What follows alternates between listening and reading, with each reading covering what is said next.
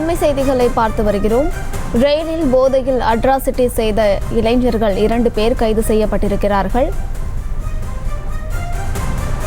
ரயிலில் அட்ராசிட்டி செய்த 2 போதை இளைஞர்கள் கைது செய்யப்பட்டிருக்கிறார்கள். அது தொடர்பான அண்மை செய்திகளை பார்த்து வருகிறோம். மேலும் விவரங்களை கொடுப்பதற்காக செய்தியாளர் துரைராஜ் இணைப்பில் இருக்கிறார். பேசலாம். துரைராஜ், இது தொடர்பான முழு விவரங்கள்.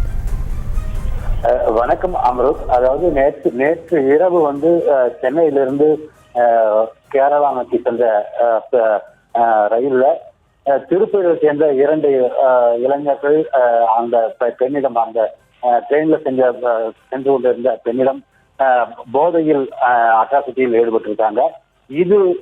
இது சம்பந்தமான வீடியோ அந்த பெட்டியில் இருந்த பயணி ஒருவர் எடுத்து அதை சமூக வலைதளங்களில் வெளியிட்டார். இதன் அடிப்படையில் தற்போது 2 வாலிபர்களை, அதாவது திருப்பூர் மாநகராட்சி பகுதியில் இருக்கக்கூடிய கோயம்பேட்டை சேர்ந்த பவுன் என்பவரும், அதே போல கோல்டன் நகரை சேர்ந்த அசோக் குமார் 20 வயதான இவரும் 2 பேரையும் தற்போது வடக்கு போலீசார் கைது செய்து ரயில்வே போலீசில் ஒப்படைத்திருக்கின்றனர்.